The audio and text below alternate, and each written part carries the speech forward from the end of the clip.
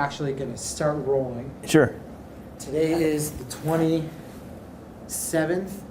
of March, 2018. How do you pronounce your last name? Hunegs, Steve Hunegs. Steve Hunegs. We're Yes. Steve Hunegs in Minneapolis at the JCC, correct? Correct. And we are going to be talking about Leon Frankel. That's right. Leon Frankel was in the Machal. He was a volunteer in 1948 in Israel. That's correct. But of course, he also served in the Second World War. And basically, I'd like you to tell me about who Leon is, where he was born, Sure. and what kind of background he came from. Absolutely. First of all, thanks for this wonderful project, and thanks for coming to the Twin Cities. Maybe per capita, we have a high number of Machalniks that come from here. So It's a wonderful story to tell, so thanks for doing it. Good. Leon Frankel was born in St. Paul. Can't tell you the exact year. Okay. He was a graduate of Mechanic Arts High School, which is near the capital in St. Paul. He'll tell you he was kind of a hellion as a kid and had to be kicked, dragging and screaming through his bar mitzvah. He loved to tell those stories. December 7, 1941. A few weeks later, he's in a pool hall and it's time to go enlist in the service. And he was thinking of enlisting in the Army. And a friend of his who was playing pool with him said, forget about the Army. Why don't you think about the Navy? And so, okay, I'll go with you. We'll take the streetcar. You're going to enlist in the Navy. I'll enlist in the Navy. So he ends up enlisting in the Navy. And this is a kid from city of St. Paul. Never had dealt with airplanes and had an interest, though, in aviation. And he had a significant aptitude for it. Ended up in flight school. Remembers flying trainers up in northern Minnesota. Like Hibbing Community College is way up in northern Minnesota, actually Bob Dylan's hometown. Yeah. And he remembers one time having an engine out and having to land his plane in a field. In training school. In training school, right early on when he's like a trainer. But this is a rigorous, arduous process to go from cadet to naval aviator. And in the articles I provided you, Josh, you can read about the process and all the different places that he went. You know, each time washing out more and more of the pilots until such time he actually made it, earned his wings as a cadet. Now think about that. A Jewish cadet. A Jewish naval aviator. There weren't a lot of the. Interestingly, he will say he never once encountered any anti-Semitism. Wow. In the Navy. In the Navy. In the Navy, he said. Okay. Probably because the esprit de corps in the elite position he found himself in the Navy weren't going to encounter at that level. And most of the people that he served with, many of them were college educated. I mean, this were the creme de la creme to become a naval aviator. And he would tell you that he was proud of the 67 carrier landings that he made without incident, a good number of them at night. I mean, he used to describe what it was like to try to land at an aircraft carrier, bouncing up and down, up and down, up and down, and the skill that it took. Forget about the combat. Yeah. Forget about the missions. Landing. Just to land the damn plane. Exactly. What it was it's like. It's one thing to take off and land. Like, yeah. Yeah, absolutely. He loved his experience, and he was very proud of his service in the United States Navy. What kind of background did he come from? He came from a very modest background. I can't tell you what it is that his parents did. He had a brother that was a school teacher. No, but I mean, was he religious? Was no. Were they? As far as I know, he was not religious. Did not have as I understand, a particularly strong connection to the Jewish community. Of course, he was a proud Jew. He had an incident early in his life. Yeah. Where some kids tried to burn his little brother. Some neighborhood toughs, neighborhood anti-Semites. To burn his brother? Burn his brother when the brother was a baby. Like literally tried to light his brother on fire. It's some awful story. So that definitely made a strong imprint in his life, right? Absolutely. Yeah, so he would tell that story. So it comes 1945. I'm skipping a hell of a lot of detail. No, it's okay. But he saw action in the Pacific, very, correct? So 45. In the Pacific, In the right? Pacific. So he won 2 significant decorations. He won a Navy Cross and a Distinguished Flying Cross, okay? He won the Distinguished Flying Cross, the first carrier raid on Tokyo, January or February 1945, and they're attacking a huge, I think it was Yamashita, aviation plant. He said when He approached it, he could not believe the size of it, just gigantic. And of course, it was well protected with flak and zeros. You know, it was a brutal attack conducted over a long way, because still carrier. This is before the fall of Iwo Jima, this fall of Okinawa. So they fly a long way there and a long way back. During the combat itself, his skipper's plane wing the plane was rammed by a Zero and bent back partially one of the wings. So now all the skipper can do is fly very slowly. And of course, he's a sitting duck. Right. So Leon takes his TBM, and however you do this mechanically, makes it fly as slowly as he can. Now TBM is three pilots, three crew: pilot, Leon, radio operator, and a machine gunner in back. And it moves slow. It's a slow-moving plane. Leon loved it because it was so versatile. Could drop bombs, could drop torpedoes, could strafe, anything that you wanted. Its disadvantage was it was slow. Okay, in this case, being slow helped because he was able to slow his plane down to protect his skipper. Meanwhile, the Zeros are buzzing, and he's staying back and doing everything he can to protect his skipper. The tail gunner's firing, he's firing, and amazingly enough, they make it out of Japan. They make it out of Tokyo, right, and back to the carrier, and I believe the skipper had a ditch because he wasn't going to try to land his damaged plane on the deck of the carrier, but he ditched close enough to the aircraft carrier that they weren't able to pick him up. And so he saved the life of his skipper. And he was Decorated Distinguished Flying Cross. He won his Navy Cross for his role in torpedoing the Japanese cruiser, the Yahagi, Yahagis transliterated. That was important because the Yahagi was an escort for the Yamato, which is the gigantic Japanese battleship. And Japanese were bringing the Yamato to try to use it literally as a floating artillery piece to try to disrupt the invasion of Okinawa. So it was his job to attack the task force with the Yamato. Sure. And Leon, and this is interesting because it was probably the last case in history of a plane dropping a torpedo and sinking a ship. So he's like this. And he got the Navy Cross. And he got the Navy Cross, and he tells the story. Wish we had Leon here to tell the story. He tells the story of making the attack, and you can read how it came in the attack. And he put his torpedo in. Remember, I told you the TBM, the Avenger, was a very slow, kind of relatively slow plane. So he puts the torpedo in and sees the explosion, and then he's got to fly all the way around it and literally over the ship to go back towards the aircraft carrier at the completion of his mission.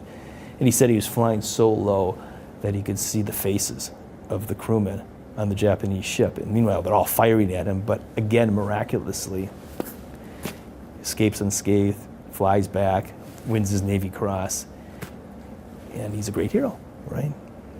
But a very modest guy, self-effacing guy, great sense of humor, would talk about his missions in life because he thought it was important to tell people that the Jews were brave. American Jews were brave in the Second World War. And I'd like to tell people, if you're going to understand Leon, you have to understand this series of books called American Jews in World War II. Even before the United States formally entered the war,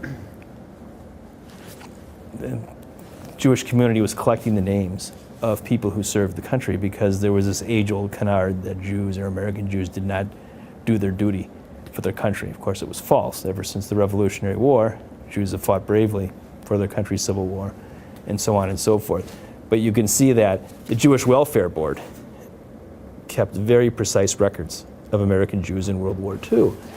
These volumes, broken down state by state, are the names of, they hoped, every American Jew who was wounded in action, killed in action, or decorated. So of course, Leon's name is here with all his different, all the different abbreviations for what he won, but you really can't understand Leon without understanding American Jews and how motivated they were in the Second World War to serve their country. Leon being as great an example as you will find of service to the United States in the Second World War as a naval aviator. So the war ends, and you can pick up a lot of this too in a much more compelling fashion in Above and Beyond, Nancy Spielberg's documentary about the 101 McCallnicks. He ends up in Minot, North Dakota, selling used cars because he liked cars and he spent his life in the automotive industry after he came back from Israel in '48. And one day, he gets a phone call. The phone call essentially is, Jew, there's going to be a war in Palestine, And you're who's on the phone? some mysterious voice that you say from New York. Okay. Jew, not he didn't say Jew, but that's what it was. There's going to be a war in Palestine, and you're going to be needed because you're a pilot. And he says if you're interested in joining up, helping the Jews of Palestine, averting another Holocaust, averting another massacre, here's what you need to do. You come to New York, everything was coded, everybody's now in violation of the Neutrality Act, right? Everybody can go to jail for what they're doing. So this, for whatever reason, appeals to Leon. He's going to go fight for Palestine, for the Palestinian Jews, for the Yishuv. That's what he wants to do. So he goes home to St. Paul, where his folks are, and he tells them what he's going to do. And they thought he was nuts. You know, he survives the Second World War as a naval leader. You're going to do what? You're going to go where? You're crazy. Parents begged, pleaded with him. You can't do this. He's got his duffel bag. He's going to walk off down the front lawn from their modest home in St. Paul. And his mom's like physically dragging him. You can't do this. And he literally has to push her away. And he keeps walking down the sidewalk, or the front walk. And he says he didn't look back because he says if he would have looked back, he would never have gone. And this begins this amazing journey. He goes to New York, meets up with these mysterious people. They send him to Italy, ends up in Czechoslovakia, learning to fly the Czech-built Messerschmitts. So he was definitely with Hugo Morone. Yeah. The Machal guy that we interviewed who was he was from Czechoslovakia, and he was on the Kinder transports that Nicholas Winton. Yeah. And then he ended up in London throughout the whole war, and that's where he went, whatever. But there was a course that the Czechoslovakian Air Force did for overseas pilots and Sabres that were flown there from the Palmach to do a course there. It was, I think, February. Oh, anyways, but he goes to Czechoslovakia. Yeah. So he goes to Czechoslovakia, and there he learns to fly these awful airplanes. You know, when he saw the plane he flew in the Second World War was for its time sort of a marvel of aeronautical engineering, the TBM, and beautifully constructed by American factories, and such a perfect piece, albeit slow. Loved it, streamlined. I've seen them, and now he gets this piece of junk, which was, as I said, the Czech-built Messerschmitt. There was an explosion at the engine factory that was supposed to supply the engines for the Czech-built Messerschmitt. So they actually put a light bomber engine into the Messerschmitt, which was a fighter. Right. So it was a complete Jabberwocky. Dangerous as all hell. I mean, dangerous to its pilots. Far more, in some ways, dangerous to its pilots than the Egyptian Spitfires, right? And there were, sadly, a number of pilots killed by mechanical failure of the plane. So every time you're taking off, you're taking your life into your own hands with the plane. So he ends up in his training course in Czechoslovakia. When you watch Above and Beyond, he has this really humorous line because he's a funny guy, and Nancy uses it in the movie, in the documentary. He says, "So here I am sitting in a German plane, wearing a German flight suit, and I say to myself, what's a nice Jewish boy from St. Paul doing in a place like this?" Very funny guy. So he goes through his training, and he ends up, of course, after May 14, transported along with the planes. He actually arrives after May 14. I can't quite remember. I think he arrived definitely in Israel after May 14. Mm-hmm. I can't quite remember the period of time. Okay. So when he arrives to Israel, it's on. It's on. The war is on. The war is on, and it's into combat. I think the second day or third day, he's on a mission. Yeah. Right. And as you can see in all the books, he becomes a great comrade of all these pilots from all over the world who have come to join the 101. As Michalnik's Jews, non-Jews, and there's a Native American, and there many books have been written about these amazing men, all of whom are vastly experienced as World War II pilots, and he gets right in the swing of it. He ends up flying 25 missions during the war. Oftentimes, some of those missions were aerial photography reconnaissance, and some were combat missions, so it was a real mix of missions. His dear friend, he becomes very close to Ezer Weitzman. Mm-hmm. Back when I went to Israel one time, must have been 1998, he set me up with Ezer, and I got a chance to go and meet Ezer Weitzman, so that was really a lot of fun.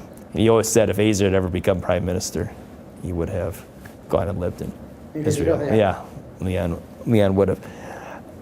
So all the people that you read about the 101, he knew. His last mission was think, a photo reconnaissance mission, and sure enough, the plane develops problems. It's vibrating. He realizes this plane's not making it back to the base. And so he has to belly land the plane on a road. Miraculously, he survives. Then he sees some people shouting and coming towards him in a truck, and he doesn't know if they're Jordanians, he doesn't know if they're Israelis. And so, like he says, I had my service revolver, and I was going to take 5 of them with me and then save the last one for myself, because there's no way he was going to be taken alive. Right. Turns out they're Israelis. Right. And they come, and they take him back to base.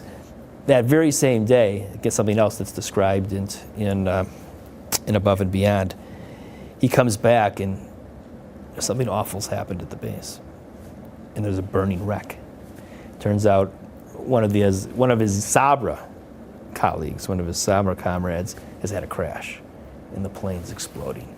And it's so hot, nobody can even get close to the plane. And of course, everybody knows, and I can't remember the gentleman's name, has perished, and he had a wife that was pregnant at the time. It was just an awful situation. And Leon, admittedly, he says to himself, I went into some sort of shock. I did. I went into shock after that. And I think it was corresponded with maybe the first armistice or the second armistice in the 48, or ceasefire in the 48 war. And at that point, he decided he really needed to go home. Really? Yeah. He'd flown 25 missions in the 48 war. He'd survived naval aviator World War II. And he almost finally, in a way, came to his senses at that point. It was very hard for him to leave, but he felt it was what he needed to do. So he, flying all, it takes him like 2 days to get to New York. He's disheveled, not shaved. And he goes through customs, and immediately the FBI picks him up. He's like, where have you been? Well, I've just been doing this and I've been doing that. Meanwhile, his passport bears a stamp that he will lose his citizenship if he fights for another country.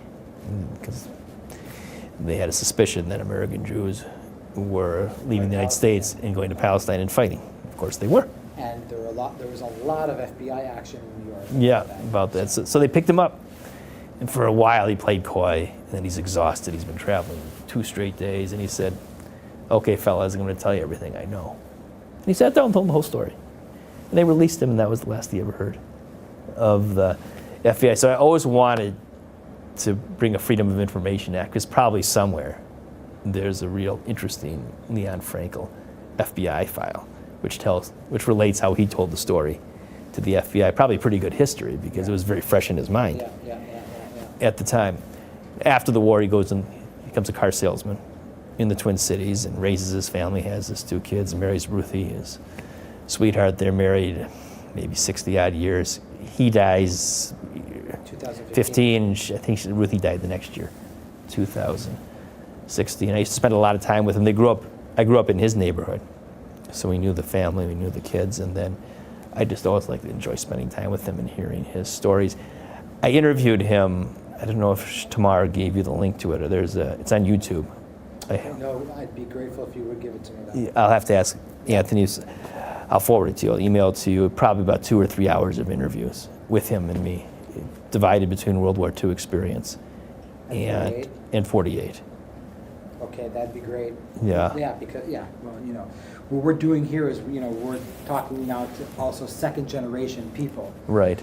So it's a little bit different, but it's good to have your input as somebody who knew him personally, because we have interviewed a lot of Machal people, and stories like Leon. Of course, he's in a very major film, and but we unfortunately never got the chance to interview him. Do you know Nancy Spielberg? Do I know her personally? Yeah. No. I'll be happy to make a connection. She's a lovely person. And like I said, he's a decorated soldier, and so on and so on. But it's just good to have it on the record, at least for our archives. We've interviewed over 2,000 people in Israel for this project. So it's not only Machal, it's everything. Lechi, Etzel, sure. The whole spectrum of 47, 48, and understanding what people did, and so on and so on. So I think as far as information, I think we're good, and I think we can move to the table now. Sure. And you can explain to me a little bit about these books, if that's okay with you. you should. One last point. He would go and speak churches, and the word sort of circulates. Invite Leon Frankel to speak because he's a great speaker. He has a great story to tell. So he also did that for the Jewish people. He went and talked about his service in the Second World War, his service in Israel. He was honored by a night to honor Israel, Christians United for Israel. He and another Machalnik, Bucky Buchanan. We're meeting tomorrow. Yeah, we're both honored. So he did so much for Jews and American Jews not simply, by telling a story of courage and heroism. Absolutely. As an American and as a Machalnik. Most of the Machal people, percentage-wise, were actually South Africans. Well, that's a very Zionist community, South Africa. They were probably about 70%, 60% of Machal was South Africans. South Africa. And I know there were South Africans in the 101. They were gun-ho. They were really...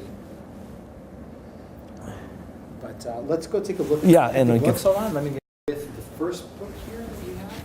Sure. We were talking about those books.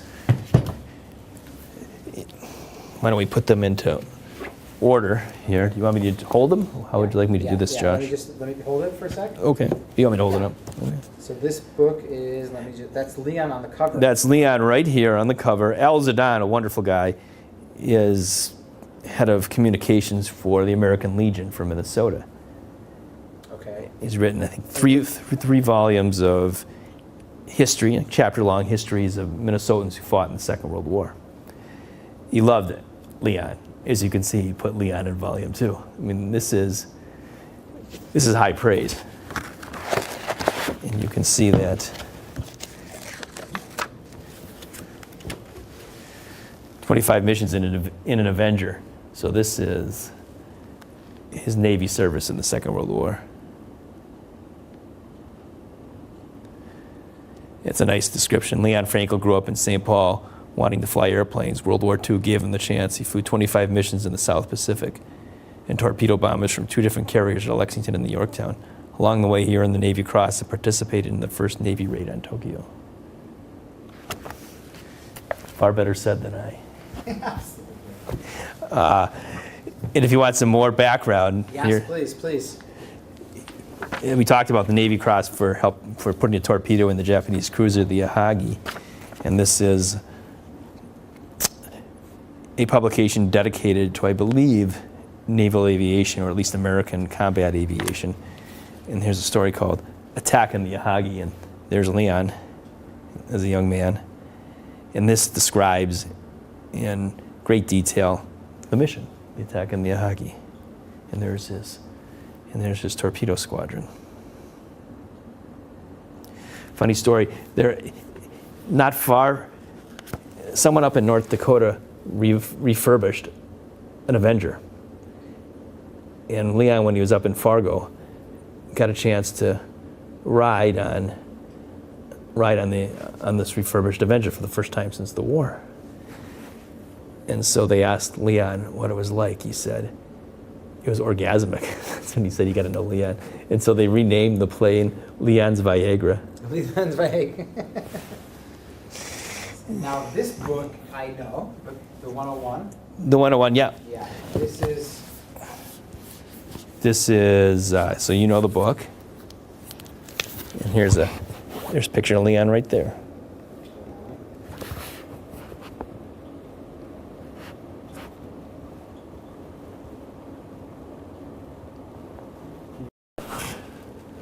Right there. Where?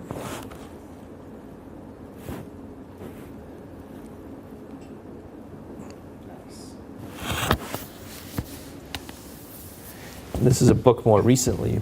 It just came out this year. Interesting, if you look in the index, there aren't that many references to Leon. But here he is on the front cover. The same picture that appears in the history of the 101, but now on the cover of the book. And that's him with the hat on. Yeah. Hold on, wait. Oh, sorry. Yeah, I just had to look at it to make sure.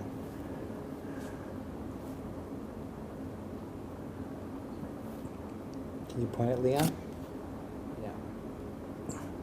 Nice. In later years, we honored him, the JCRC, at our annual event, and this is General Nash, now retired, the Adjutant General of the Minnesota National Guard. And they presented him with commendation for his service to the United States.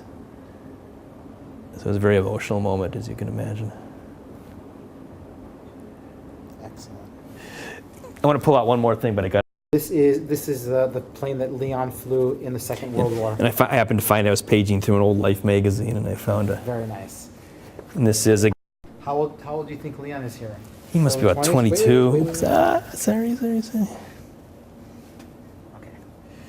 This is the 101 in the background. So both of his tribute to both of his services. Excellent. And then here's Azer. Here's Azer Weitzman. Azer Weitzman, And huh? yeah. They were buddies? They were buddies. And Leon used to say that picture captured him so perfectly because he was kind of a haughty guy, a real leader, a woodworking. Somebody made for this for him? Yeah, Yeah, nice. made it for him. All right, I think we got it. Well, I want to show you one more thing. Yeah. Down here, tell me. So I'll show you. These are the people to whom Leon made autographs. Kurt Douglas. And these are just photocopies, but I kept them. Right.